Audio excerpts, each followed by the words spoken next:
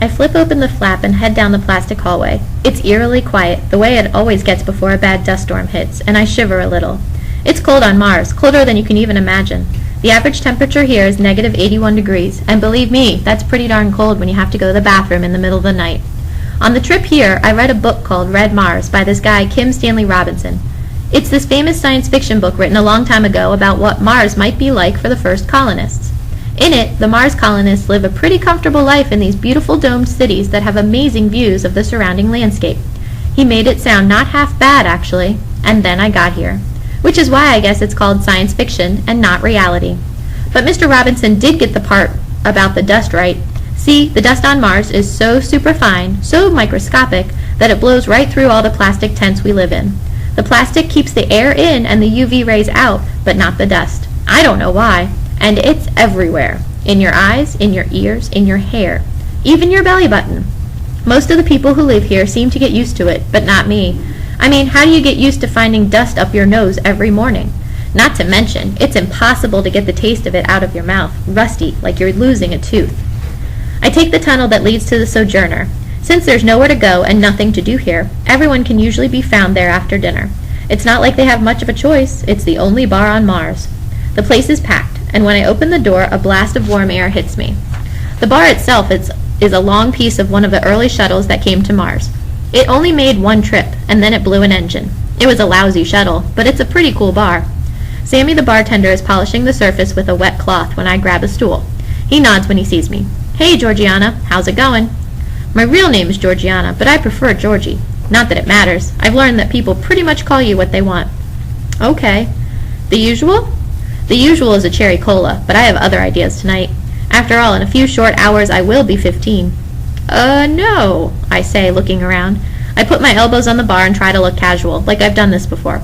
I was thinking maybe a beer. A beer? Sammy asks, raising a skeptical eyebrow. Yes, I say, struggling to keep my voice from wavering. A beer. He shakes his head at me, a stern expression on his face. You know I can't serve you. You're too young, Georgiana. It's not like I'm gonna get drunk and get in a driving accident or anything, I say, exasperated. The guy next to me, Merrick, says, You trying to buy a beer, Georgiana? No, I whisper fiercely, looking down. Merrick's a cellular biologist and has like 10 PhDs, so you'd think he'd be a little perceptive, right? Instead, he turns to the room and announces loudly, Hey everyone, our little Georgiana's trying to buy a beer. The bar bursts into hoots of laughter and clapping and shouts. I put my hands over my face, wishing I could just disappear. I mean, this is my life. I can't even sneak my first beer without the entire planet knowing. The only reason I'm even here, is because my father is a geologist, and the last batch of geologists they sent up got killed in a spring dust storm. And since then, the geologists aren't exactly lining up to go to Mars anymore. Also, because most of the geologists who got killed had once been students of my father. He's one of the only geologists in the world who knows anything about Mars because he was on the original exploratory missions. After the spring disaster, as the media called it, the government begged my father to go back to Mars, which he wanted to do anyway. You could see it in his eyes every time they sent up a new batch of settlers. His one condition was that I come. You would think I'd be pretty happy to go to Mars. I mean, it's kind of like every kid's dream, right? But I can't stop thinking about water. Anything to do with water, like going for a swim or taking a shower or even having a real bath, because we don't have any water. Once every 2 months, a shuttle arrives with drinking water, but that's only a supplement.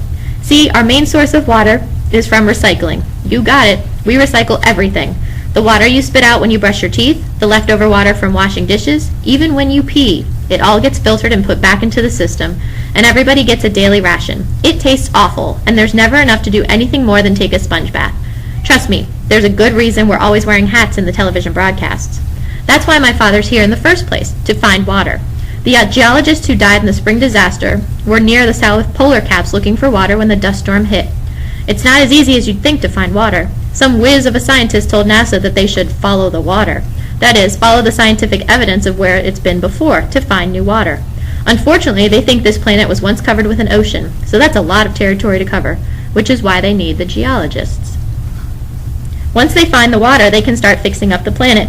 And then lots of people can come. It will be a whole new world for people to mess up and overpopulate.